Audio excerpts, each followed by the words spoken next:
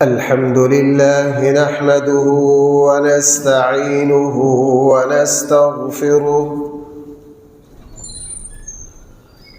ونؤمن به ونتوكل عليه ونعوذ بالله من شرور أنفسنا ومن سيئات أعمالنا من يهده الله فلا مضل له ومن يضلله فلا هادي له ونشهد أن لا إله إلا الله وحده لا شريك له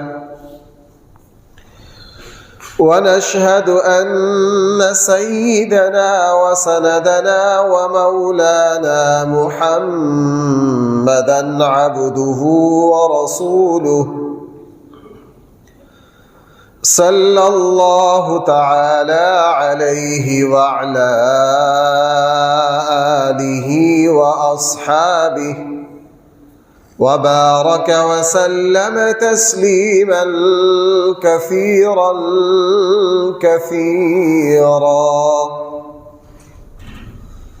أما بعد فأعوذ بالله من الشيطان الرجيم بسم الله الرحمن الرحيم يا أيها الذين آمنوا اتقوا الله حق تقاته ولا تموتن إلا وأنتم مسلمون صدق الله مولانا العظيم.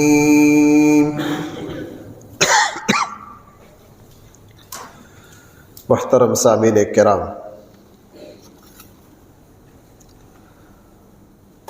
رسول اقدس صلی اللہ علیہ وسلم کے صحابہ میں سے حضور علیہ السلام کے ایک محبوب ترین بہت لاڈلے اور چہیتے صحابی ہیں جن کا نام ہے حضرت معاذ بن جبل رضی اللہ عنہ. اوس سے تعلق رکھتے ہیں، انصاری ہیں،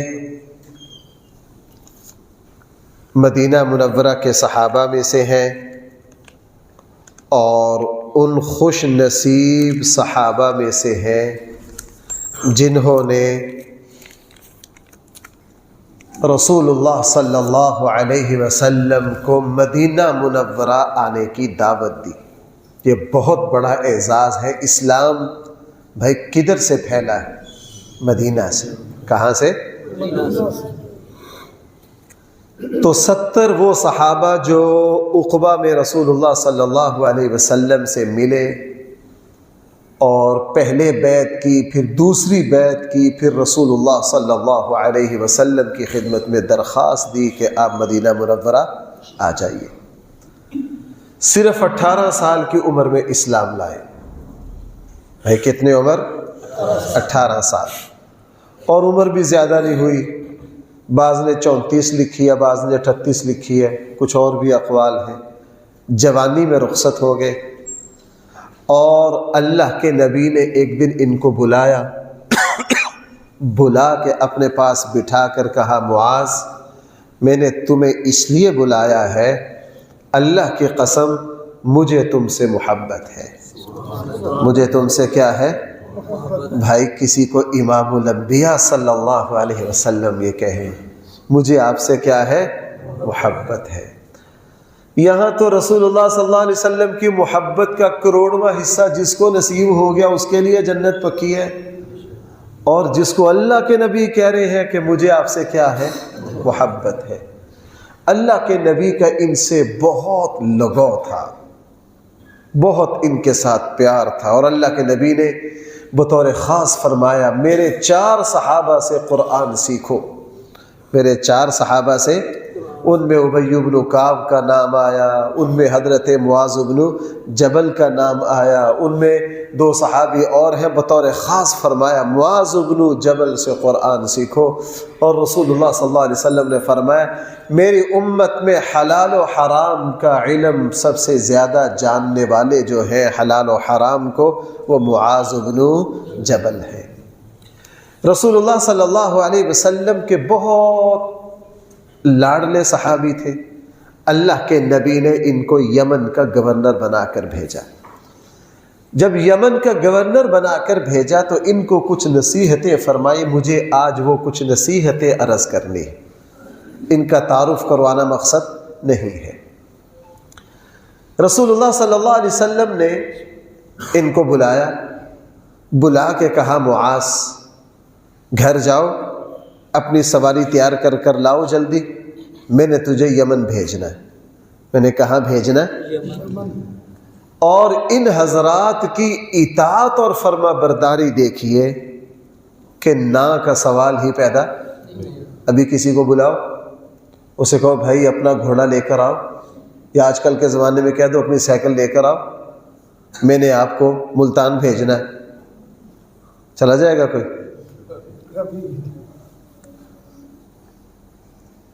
صحابہ کرام کی زندگیوں کو اہل سنت نے پڑھنا چھوڑ دیا، اور جو صحابہ کے دشمن ہیں ان کو اپنا گند بیچنے کا موقع مل گیا۔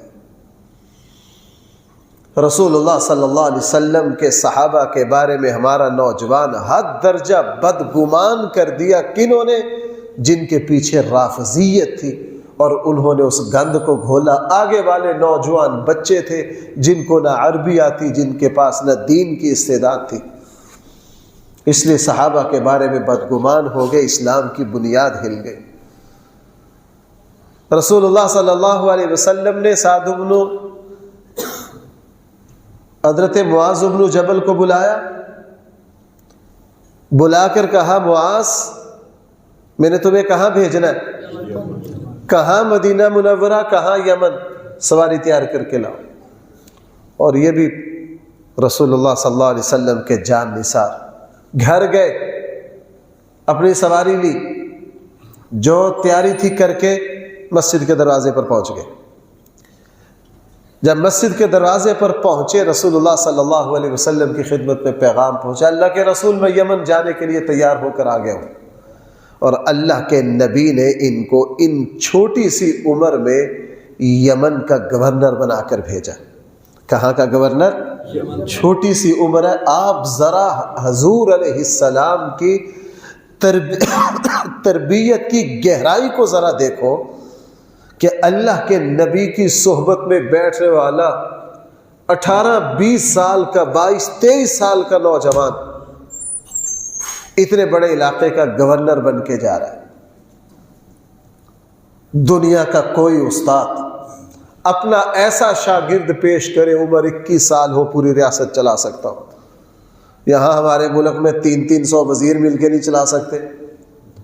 کیوں بھائی؟ ریوڑ کے ریوڑ وزیروں کے ہوتے ہیں، وہ مل کر ملک نہیں چلا سکتے۔ اور ادھر ہمارے آقا صلی اللہ علیہ وسلم نے اس نوجوان کو 21-22 سال کا نوجوان، اللہ کے نبی اس کو کہاں گورنر بنا کر بھیج رہے ہیں؟ یمن۔ سواری تیار کر کے رسول اللہ صلی اللہ علیہ وسلم کی مسجد نبوی کے دروازے پر حاضر ہو گئے۔ لبیک اللہ کے رسول حاضر ہو۔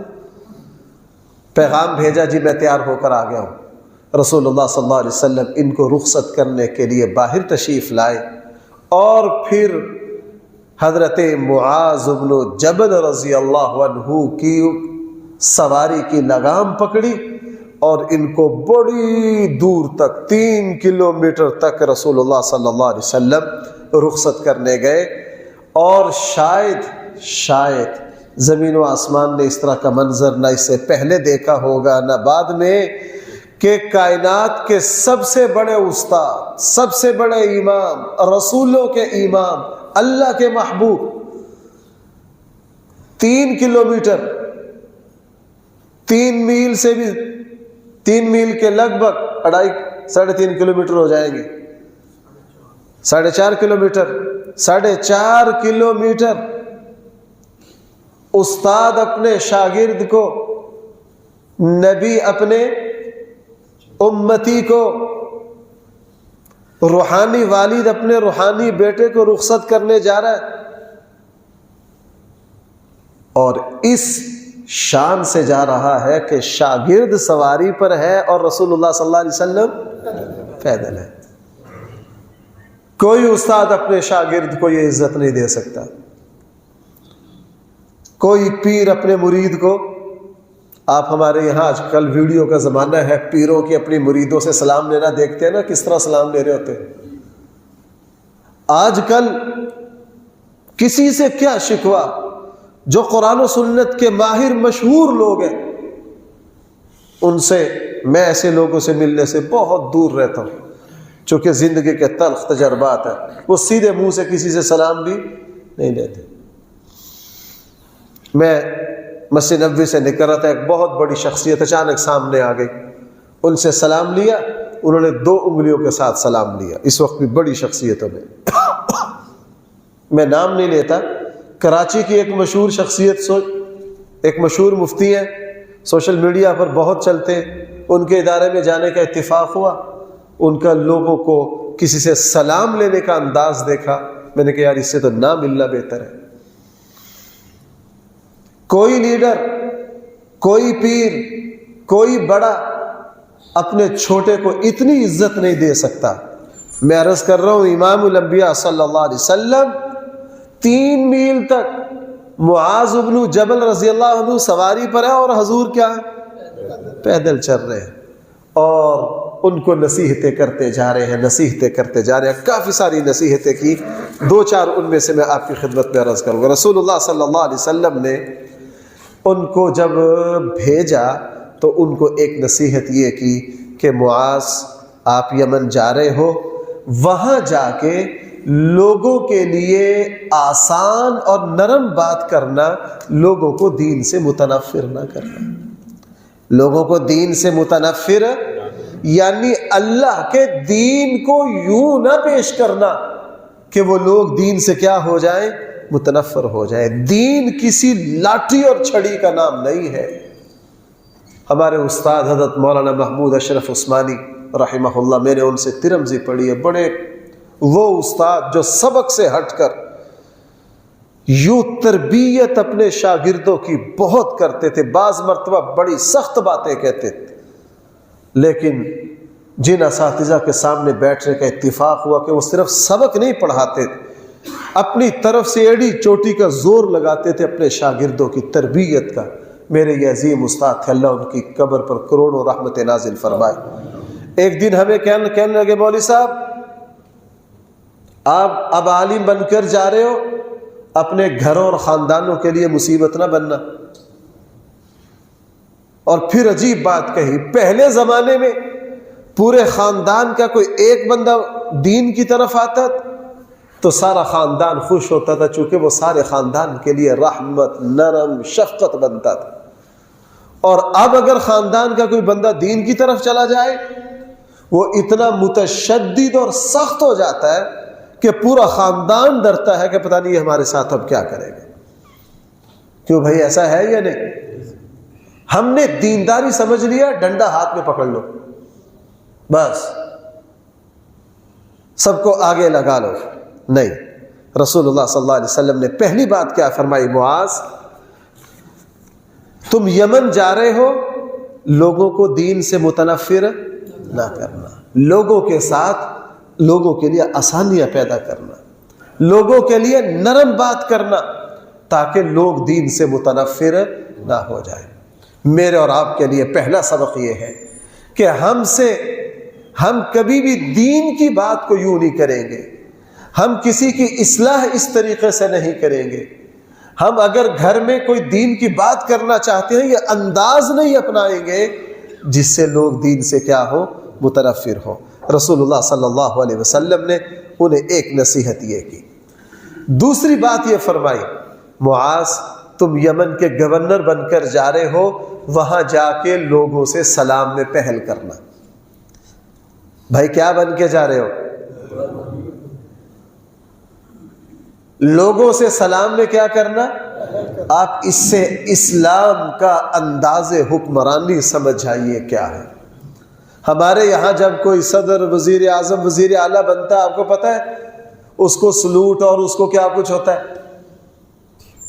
یہاں رسول اللہ صلی اللہ علیہ وسلم یہ نہیں کہہ رہے کہ جب یمن جاؤ تو وہاں کے فوجی دستے کو آرڈر کرنا کہ وہ سرحد پر آپ کا کیا کرے؟ استقبال کرے، آپ کو سلوٹ مارے، فلاں کرے۔ نہ، معاذ تم یمن جا رہے ہو، لوگوں کو سلام میں کیا کرنا؟ پہل کرنا، لوگوں کو سلام میں پہل کر۔ اور شاید یہ بات میں نے آپ کو پہلے بھی بڑی مرتبہ سنائی ہے، مجھے تو بڑی لذت آتی ہے۔ جس وقت حضرت سلمان فارسی رضی اللہ عنہ ایران کے گورنر بنے، کہاں کے؟ اور تھے بھی اصل وہیں کے، تو جب ایران میں تشریف لے گئے، وہاں پہنچے تو کوئی جانتا نہیں تھا، اور جہاں گورنر کا آج کل کے زبان میں کہہ لیے گورنر ہاؤس تھا، جو اس طرف جو رستہ جاتا تھا اس میں جانے لگے، دیکھا ایک بوڑھے بابا جی وزن اٹھائے جا رہے ہیں، چارہ اٹھائے جا رہے ہیں، اٹھارا نہیں جایا۔ حضرت سلمان فارسی نے کہا، بزرگوں یہ چارہ مجھے دے دو، میں اٹھاتا ہوں۔ کیا کرتا ہوں؟ اب چارہ سر پہ اٹھا لیا، کہاں جا رہے؟ Governor house. اور رستے میں بطور مزاح لوگوں سے کہتے جا رہے ہیں، لوگوں پرے ہٹ جاؤ، تمہارا گورنر آ رہا۔ سر پہ چارہ اٹھا رکھا اور لوگوں کو دل لگی کرتے جا رہے ہیں، لوگوں پرے ہٹ جاؤ، کون آ رہا تمہارا؟ یہ اسلام ویسے ہی نہیں پھیلا، یہ اسلام ویسے ہی نہیں پھیلا۔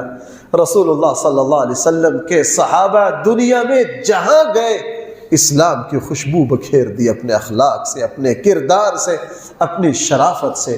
رسول اللہ صلی اللہ علیہ وسلم تو عرب سے باہر نہیں گئے، پوری دنیا میں اسلام لے کر کون گیا؟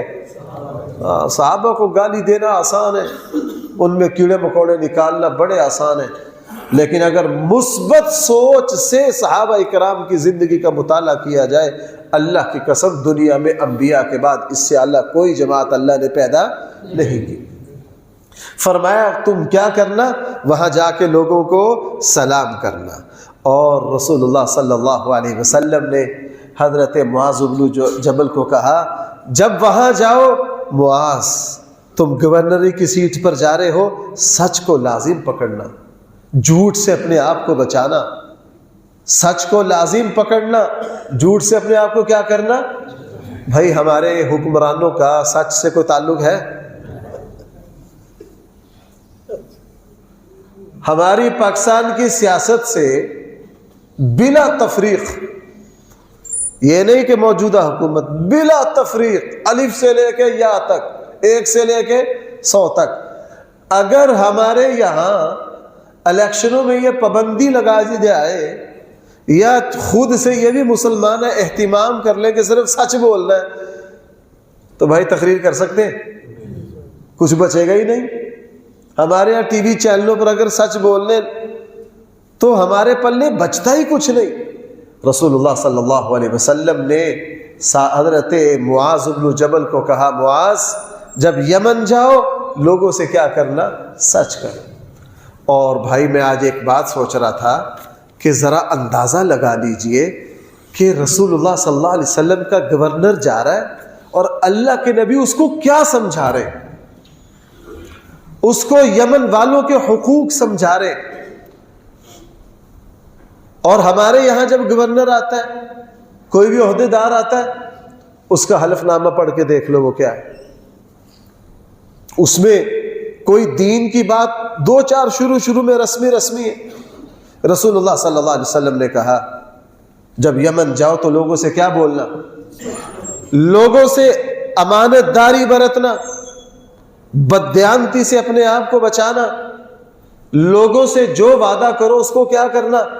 پورا کرنا، اور لوگوں کو وہاں جا کر بتانا کہ اللہ تعالیٰ نے تمہارے اوپر یہ فرض رکھا ہے، نماز روزہ اسلام کے ارکان بتانا لوگوں کو جا کر، اور پھر لوگوں کو بتانا کہ میری طرف سے حکم ہے کہ پڑوسیوں کا خیال کرنا۔ کس کا خیال کرنا؟ آج لوگ باتیں کر، انسان نہ بنے تو بھائی کچھ بھی نہیں بن سکتا۔ اگر آج کسی جدید سامنے ہمارے یہاں جو بے لگام اور بے زبان جو یہ اینکر ہے اور صحافی ہیں، ان کے سامنے اگر معاذ بن جبل کی یہ گورنری کی نصیحتیں رکھی جائے نا، وہ کہیں گے یہ تو مولویوں والی بات ہے۔ اسلام دنیا میں کیوں پھیلا؟ رسول اللہ صلی اللہ علیہ وسلم نے اپنے صحابہ کو اعلیٰ ترین انسان بنا کر بھیجا۔ جب انسان بن جائے نا، اس کو کچھ بھی نہ آتا ہو، وہ صرف انسان بن جائے، وہ سب کچھ بنا لیتا ہے۔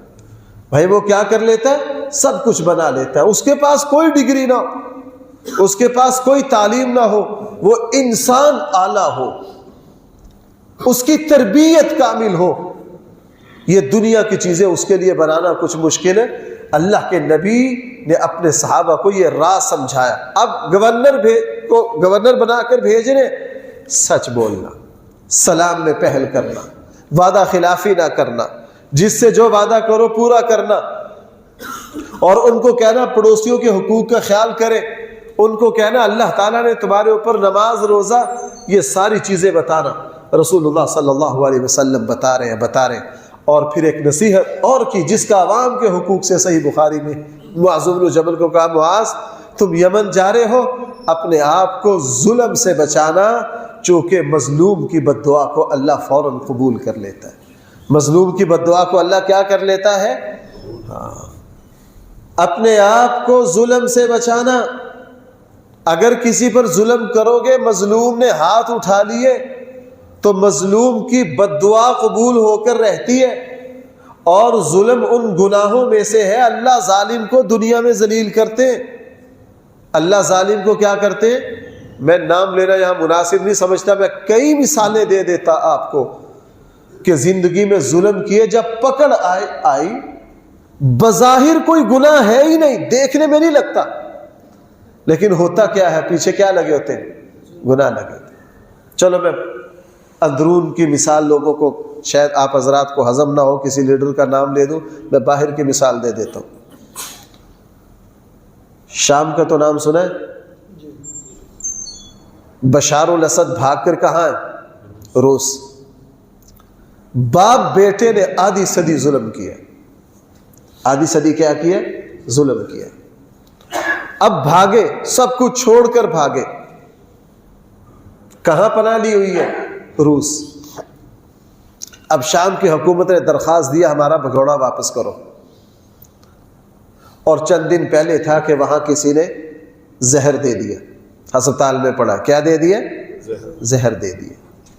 بظاہر یہ سمجھا کہ میں نے اس خاندان نے شام میں کم سے کم 50 سالوں میں انہوں نے کم سے کم 7-8 لاکھ بندہ شہید کیا، اور اہل سنت کے بڑے بڑے علماء کو قتل کیا شام میں۔ بڑے بڑے محدث وہ شام میں نہیں رہ سکتے تو انہیں در بدر کی ٹھوکریں کھائیں، لیکن ظلم اور جو ظالم ہے اللہ تعالیٰ اس کو کبھی بھی چھوڑتے، اور در بدر کی ٹھوکریں کھا رہے ہیں۔ اور اب خطرہ ہے کہ روسی حکومت ان کو کیا کرے گی؟ واپس دے گی، اور وہاں کسی نے کیا دے دیا؟ زہر دے دیا۔ ذلیل تو ہونا ہے، دیکھنے میں ظاہری سبب بنتا ہے، حقیقت میں کیا ہوتا ہے؟ اس لیے بھائیو ظلم کو اپنے آپ سے بچانا۔ میرا آنکھوں دیکھا ایک حال ہے، دور کی بات ہے، میں عبرت کے لیے سنا دیتا ہوں۔ ایک صاحب نے بڑی فنکاری سے بھائیوں کی جائیداد بھی ہڑپ کر، بہنوں کی بھی کر، ایسی 2 نمبری کی کروڑوں نہیں اربوں کی جائیداد، سب کچھ لپیٹ لیا۔ اب بھائیوں کو تو زیر کر لیا، اللہ کو کوئی مائی کا لال زیر کر سکتا ہے؟ نتیجہ کیا ہوا؟ نتیجہ یہ ہوا کہ اپنے 3 بیٹے تینوں پاگل، اپنے 3 بیٹے تینوں کیا؟ پاگل۔ بھاگ لو کہاں؟ اللہ کی سزا بہت بھاری ہے۔ اب بھائیو مجھے ایک بات بتاؤ، کروڑوں کی جائیداد بہتر ہے یا اولاد 3 بیٹے تینوں دیوانے؟ ہم میں سے کوئی تصور کر سکتا ہے کہ اپنی اولاد کی معذوری اور اپاہج پن کے مقابلے میں ہم دنیا کی کوئی چیز لے لیں؟ سوال ہی پیدا نہیں ہوتا۔ اس لیے اللہ تعالیٰ ظالم کو پکڑتے ہیں، ظالم اللہ سے بھاگ نہیں سکتا۔ رسول اللہ صلی اللہ علیہ وسلم نے معاذ بن جبل سے کہا، معاذ میں تجھے یمن بھیج رہا ہوں ظلم سے بچنا، اس لیے کہ جو ظالم ہے ظالم کو اللہ نہیں چھوڑتے، اور جس پر تم ظلم کرو گے مظلوم کی بددعا کو اللہ تعالیٰ فی الفور کیا کر لیتے ہیں؟ قبول کر لیتے۔ اور ایک بات حضرت امام الانبیاء صلی اللہ علیہ وسلم نے یہ سکھائی، کہا معاذ تم یمن جا رہے ہو، اپنے عملوں میں اخلاص رکھنا، اخلاص کے ساتھ کیا ہوا تھوڑا عمل بھی اللہ تعالیٰ کے یہاں کافی ہو جائے گا، تھوڑا عمل بھی اللہ تعالیٰ کے یہاں کیا ہو جائے گا؟ اللہ کرے یہ بات اللہ مجھے بھی سمجھائے، آپ کو بھی سمجھائے۔ رسول اللہ صلی اللہ علیہ وسلم نے معاذ بن جبل سے یہ کہا، معاذ جو بھی عمل کرنا کس لیے کرنا؟ اللہ کے لیے، اخلاص سے کرنا، اخلاص سے کیا ہوا تھوڑا سا عمل بھی کیا ہو جائے گا؟ اس کا الٹ کیا مطلب بنا؟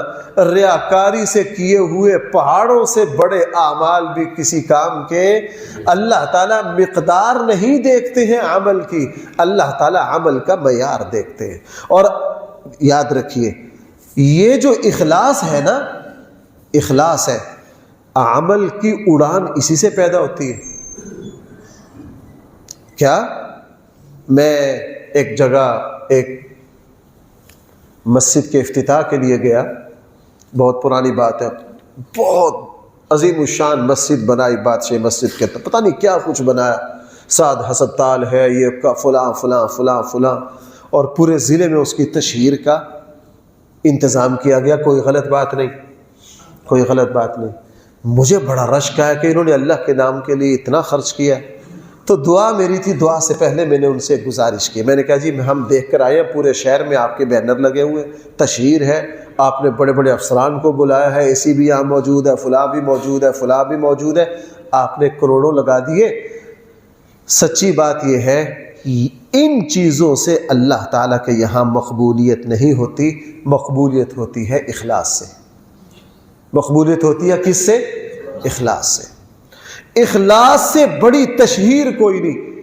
میں اکثر سوچتا بھی ہوں اور اپنے بڑوں کے ملفوظات میں یہ بات پڑھی بھی، شہرت پسندوں کو اگر پتہ چل جائے نا کہ اخلاص سے اللہ کیسی شہرت دیتے ہیں، وہ کبھی ریاکاری کی طرف دیکھے بھی نہ۔ یہ بڑی گہری بات ہے، میں آپ سے عرض کر رہا ہوں۔ لوگ سمجھتے ہیں، جب مثال دے دو آپ، ہدایہ فقہ حنفی کی ایک کتاب ہے، کیا؟ ہدایہ، اور اس کے انگلش تراجم پوری دنیا میں پڑھائے جاتے ہیں، اور پاکستان میں بھی جو جج بنتے ہیں ان کے لیے ہدایہ کا امتحان ضروری ہے۔ شاید آپ نے وہ ہمارے استاد شیخ الاسلام حضرت مولانا مفتی محمد تقی عثمانی صاحب کا وہ کلپ سنا ہوگا۔ وہ جب سپریم کورٹ میں تھے تو انہوں نے ایک مرتبہ سنایا کہ سپریم کورٹ کے ججوں کی میٹنگ میں جو اس وقت چیف جسٹس تھے نا، انہوں نے کہا یار ہمارے پاس جتنے بھی جج ہیں نا، یہ ججوں کی میٹنگ ہو رہی ہے، سپریم کورٹ کے جج بیٹھے ہیں، بھائی سننا ذرا توجہ سے، سپریم کورٹ کے جج بیٹھے ہیں، چیف جسٹس سارے ججوں کو یہ کہہ رہے ہیں کہ یار بات کی تہ میں قانون کی حقیقت تک پہنچنے میں، مفتی تقی صاحب کو خطاب کر کے کہنے لگے مولانا آپ میں بہت صلاحیت ہے، آپ منٹوں میں قانون کی تہ تک پہنچ جاتے ہیں، آپ بات بڑی جلدی سمجھتے ہیں، قانون کی منشا بڑی جلدی سمجھتے ہیں۔ یہ چیف جسٹس کہہ رہا ہے سپریم کورٹ کے ججوں میں بیٹھ کر، کس کو؟ جو خود بھی سپریم کورٹ کا اسلامی بینچ کا حصہ تھے۔ استاد مولانا تقی صاحب کہنے لگے، اتنے میں سامنے سے ایک جج بولے کہ جی یہ صرف دینی علوم نہیں پڑھے ہوئے، یہ انگلش کے فلاں فلاں چیزوں کے بڑے ماہر ہیں۔ کہنے لگے جب انہوں نے مجھ سے پوچھا نا یار یہ قابلیت کہاں سے آئی، میں نے کہا جی آپ کو سچی بات بتاؤں، ہمارے اندر یہ قابلیت آئی ہے ہدایہ پڑھنے سے۔ کس کے پڑھنے سے؟ اور ہمارے یہاں تو اس کی کوئی اہمیت نہیں، غیر مسلم ملکوں میں بھی ججوں کے امتحان میں ہدایہ کے کچھ حصے شامل ہیں۔ یہ فقہ حنفی کی ایسی عظیم کتاب ہے، اس کے جو مصنف ہیں انہوں نے 13 سال میں یہ کتاب لکھی۔ کتنے؟ اصل یہ کتاب لکھی تھی تقریباً 90 جلدوں میں، پھر ان کے شاگردوں نے کہا حضرت اتنی لمبی چوڑی کتاب کو پڑھے گا کون، اس کو مختصر کرو۔ اس کا خلاصہ نکالا 4 جلدوں میں، یہ 13 سالوں میں اس کا خلاصہ نکالا. جو بات میں نے آپ کو سنانی تھی، 13 سالوں میں ہدایہ جب لکھی 13 سال نفلی روزہ رکھا. کتنا؟ اگلی بات، اس نفلی روزے کا کسی کو پتہ نہیں چلنے دیا. جہاں بیٹھ کے لکھتے تھے گھر سے کھانا آتا، پابندی سے کھانا منگواتے تاکہ میرے اخلاص کا اللہ کے لیے رکھے ہوئے روزے کا کسی کو پتہ نہ چل جائے. گھر سے پابندی سے کھانا آتا، پابندی سے کھانا آتا اور خادم رکھ کے چلا جاتا. گھر والوں کو یہ پتا ہوتا کہ حضرت اپنے حجرے میں بیٹھ کر تصنیف کا کام کر رہے ہیں، اور خاموشی سے جو طالب علم خدمت کے لیے آتے وہ کھانا ان کو دے دیتے کہ نہ میرے گھر والوں کو پتہ چلے، نہ خادم کو پتہ چلے، نہ طالب علموں کو پتہ چلے کہ میرا کیا ہے، روزے کے ساتھ ہدایہ لکھی. آج صاحب ہدایہ کو دنیا سے گئے، صدیاں گزر گئی، لیکن پوری دنیا میں ان کی کتاب سے استفادہ کیا جا رہا. یہ ہے اخلاص. تو بھائیوں، رسول اللہ صلی اللہ علیہ وسلم نے حضرت معاذ بن جبل کو یہ نصیحت کی، اور ابھی میں آگے جا کے عرض کروں گا کہ یہ آخری ملاقات تھی، اور شروع میں نے عرض کیا حضرت معاذ بن جبل سے رسول اللہ صلی اللہ علیہ وسلم نے قسم کھا کے کیا فرمایا تھا، مجھے تم سے کیا ہے، گویا کہ ایک محب اپنے محبوب کو، یہاں تو ڈبل محبت ہے، دونوں ایک دوسرے کے محب ہیں، دونوں ایک دوسرے کے محبوب ہیں. آخری ملاقات ہے. رسول اللہ صلی اللہ علیہ وسلم 4.5 کلومیٹر تک پیدل چھوڑنے جا رہے. یمن کا گورنر خود نیچے ہے، معاذ بن جبل گھوڑے پر ہے، اور حضور کو پتا ہے میری اپنے اس بچے سے کیا ہے، آخری ملاقات ہے. اللہ کے نبی نے پتہ نہیں کیا کچھ اپنے شاگرد کو سمجھانا چاہتے ہیں. معاذ، جو بھی کرنا ہے کس طرح کرنا، اخلاص سے. اخلاص سے کیا ہوا تھوڑا عمل تیرے لیے کیا ہو جائے گا. اسی لیے صحابہ اکرام کے جو اعمال ہیں نا، ہم بھی جمعے کی 2 نمازیں 2 رکعتیں پڑھیں گے، صحابہ اکرام بھی پڑھیں گے، برابر ہے. میں نے یہ بات کئی مرتبہ، رسول اللہ صلی اللہ علیہ وسلم نے بھی جمعے کی 2 رکعتیں پڑھی، ہم بھی کتنے پڑھیں گے، برابر ہے. وہی ثنا، وہی سورہ فاتحہ. علماء نے لکھا ہے یار برابر کیوں نہیں ہے، اور سرکار اس لیے برابر نہیں ہے کہ ہمارے آقا نے جس اخلاص سے پڑھی ہے ہم اس کا تصور بھی نہیں کر سکتے. رسول اللہ صلی اللہ علیہ وسلم کے صحابہ عمل جس اخلاص سے کرتے تھے ہم اس کا تصور بھی، ہم مقدار کے اعتبار سے تو ان کے برابر جا رہے ہیں، لیکن ہمارے پاس وہ معیار نہیں ہے، وہ معیار نہیں ہے. اس لیے معاذ بن جبل کو رسول اللہ صلی اللہ علیہ وسلم نے فرمایا، اے معاذ، جب بھی تو کوئی کام کرے اللہ کے لیے کرے. کس کے لیے کرے؟ اللہ کے لیے. اور بھائی مجھے اس بات کا اظہار کرتے ہوئے کوئی شرم نہیں، اللہ کی توفیق سے یہ مسجد تعمیر ہوئی ہے. مجھے الحمدللہ جن دوستوں نے یہاں پیسہ خرچ کیا ہے نا، مجھے ایک دوست نے بھی یہ نہیں کہا کہ جی میرے نام کا اظہار ہونا چاہیے. سچی بات عرض کر رہا ہوں،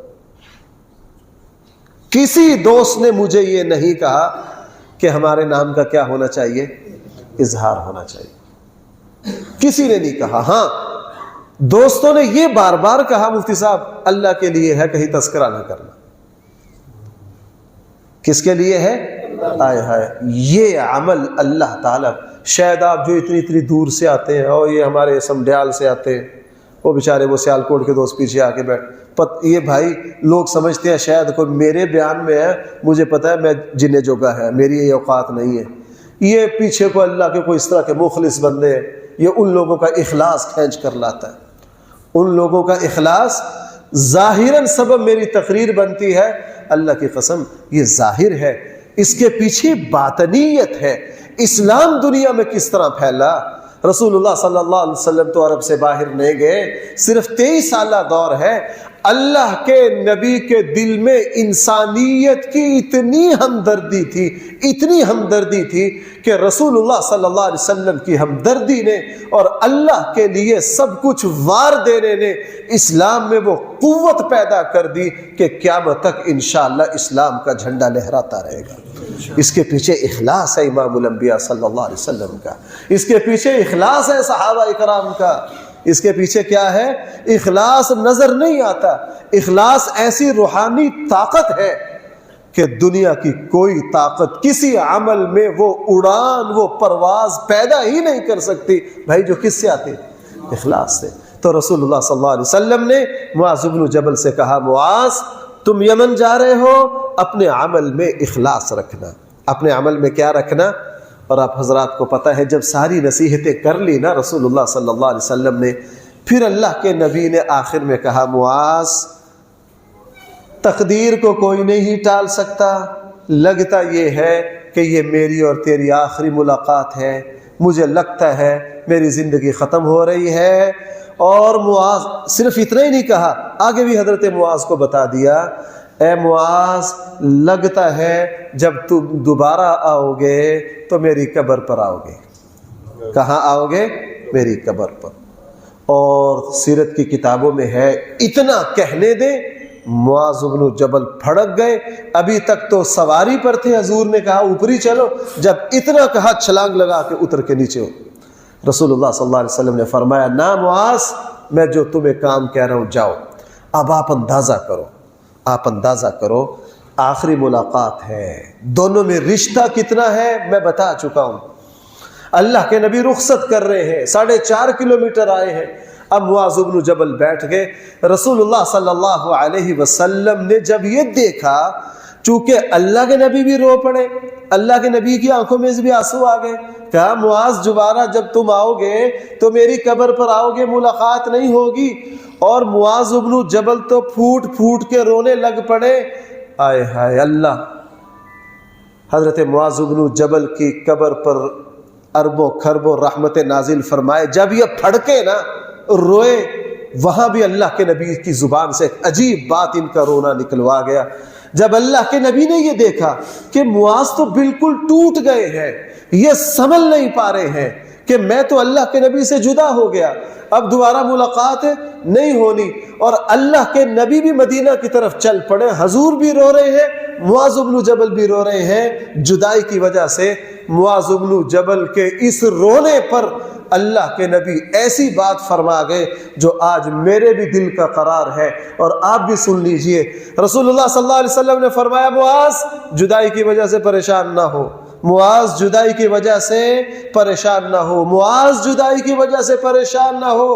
ان اول الناس بی المتقون، میں تجھے بتا دوں کہ سب سے زیادہ لوگوں میں میرے قریب کون ہے؟ میرے سب سے زیادہ قریب وہ لوگ ہیں جو متقی ہوں، جہاں بھی ہوں، جو بھی ہو، اگر وہ متقی ہے وہ میرے قریب ہے۔ وہ کیا ہے؟ اس لیے ہم رسول اللہ صلی اللہ علیہ وسلم سے 1400 سال بعد دل میں تمنا آتی ہے، ہم سارا دن قال اللہ وقال الرسول پڑھتے ہیں۔ یہ اللہ کے رسول کیسے ہوں گے؟ اللہ کے رسول کیسے ہوں گے؟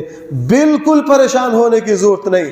اپنے اندر جس نے تقوی، حضور نے فرمایا یہ بالکل آخری بات تھی، اس کے بعد حضور چل پڑے۔ اور علماء لکھا ہے کہ اللہ کے نبی مدینہ کی طرف چلتے چلتے، معاذ بن جبل پیچھے رو رہے ہیں اور حضور جا رہے ہیں، جاتے جاتے جب دیکھا کہ یہ نوجوان تو بالکل ہی میری جدائی میں ٹوٹ گیا ہے، کہا ان اول الناس بی، اے معاذ لوگوں میں سب سے زیادہ میرے قریب المتقون کون لوگ ہیں؟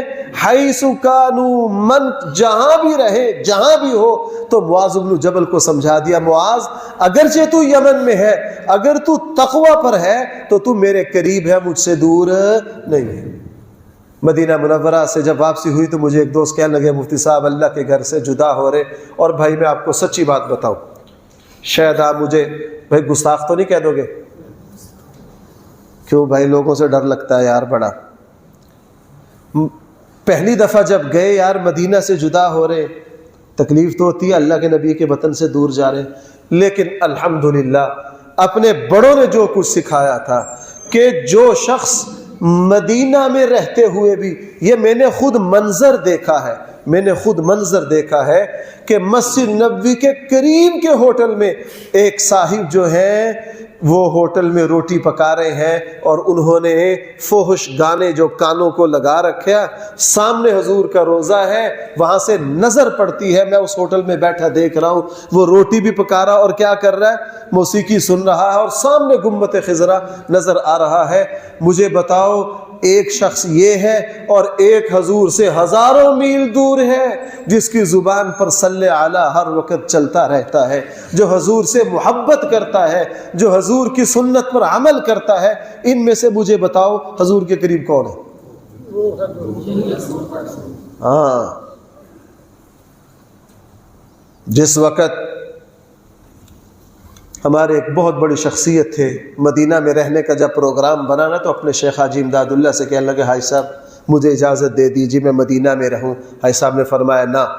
کہنے لگے کیوں؟ کہنے لگے مدینہ میں رہ کے تو غافل ہو جائے گا، مدینہ میں رہ کر تیری سوچ ہندوستان پڑی ہو، تو گھر کی سوچتا رہے، اس سے لاکھ گنا بہتر ہے کہ تو جا کے ہندوستان رہ اور گنبد خضرا کو یاد رکھنا، گنبد خضرا کو یاد رکھنا۔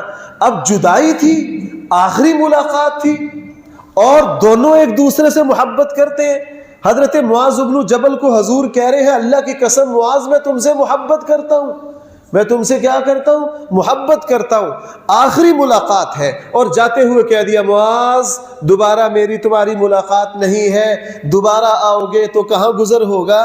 میری قبر پر گزر ہوگا۔ جب حضرت معاذ جو ہے وہ دھاڑے مار کے رونے لگے، حضور نے فرمایا معاذ اچھا، گویا کہ یوں کہہ لیجئے حضور علیہ السلام نے حوصلہ تو بندھایا ہے معاذ بن جبل کا، لیکن میرا اور آپ کا بھی کام بن گیا کہ تم حضور سے جدائی سے، مدینہ سے دور ہونے سے یا رسول اللہ صلی اللہ علیہ وسلم کے صدیوں بعد آنے سے کوئی پریشان نہ ہو۔ ان اول الناس بھی، میرے سب سے زیادہ قریب وہ لوگ ہیں جو متقی اور پرہیزگار ہیں۔ یہ دو باتیں بطور خاص حضور نے معاذ بن جبل کو کہہ دی۔ ایک تو اپنے عمل میں کیا رکھنا؟ اخلاص رکھنا، اخلاص سے اللہ تعالی، معاذ اپنے عمل میں اخلاص رکھنا، تھوڑا عمل بھی تیرے لیے کیا ہو جائے گا؟ کافی ہو جائے گا۔ میں نے ابھی مثال دی ہے کہ الحمدللہ اس مسجد میں جتنے دوستوں نے کوشش کی ہے، کسی نے مجھے آج تک یہ نہیں کہا کہ جی میرے نام کا اظہار کیا جائے یا میرا نام لے کے دعا کی جائے۔ اور میں یہ بناوٹی نہیں کہہ رہا ہوں، میں ممبر پر بیٹھا ہوں، باوضو ہوں، اللہ دلوں کے راز کو جانتے۔ یہ میرے پیچھے آپ لوگ دور دور سے آتے ہیں، دوسرے ضلعوں سے، دوسرے شہروں سے آتے ہیں، میری تقریر تو اتنے پانی میں ہے ہی نہیں، مجھے آتا جاتا کچھ نہیں ہے۔ اس مسجد کو بنانے والے پیچھے کوئی اس طرح کے مخلصین ہیں، ان لوگوں کا اخلاص ہے جو آپ کو لے کر آتا ہے۔ اپنے اندر اخلاص پیدا کرنا، اپنے اندر کیا پیدا کرنا؟ اور بھائی وہ بندہ رسول اللہ صلی اللہ علیہ وسلم کے سب سے زیادہ قریب ہے جس کے اندر کیا ہو؟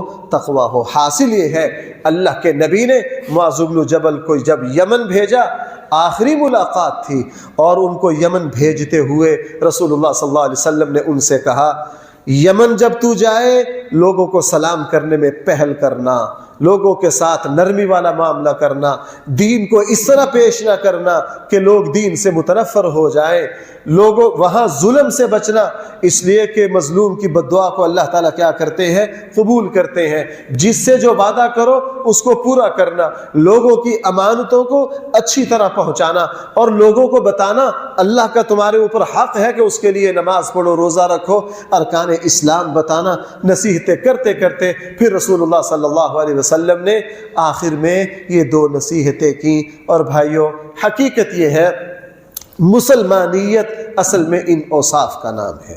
مسلمانیت اصل کس چیز کا نام ہے؟ ان اوصاف کا نام ہے۔ جس مسلمان میں یہ خوبیاں آ گئیں، وہ چاہے ظاہر اعتبار سے کچھ بھی ہو، وہ حقیقت میں اللہ کا ولی ہے۔ اللہ تعالیٰ کے یہاں جو انسان کی قدر و قیمت ہے وہ ان اوصاف کی وجہ سے ہے، ان کمالات کی وجہ سے ہے۔ اللہ تعالیٰ جو باتیں میں نے آپ سے عرض کی ہیں، اللہ تعالیٰ ان باتوں پر مجھے بھی عمل کی توفیق عطا فرمائے اور آپ حضرات کو بھی ان پر عمل کی توفیق عطا فرمائے۔ وآخر دعوانا الحمدللہ رب العالمین۔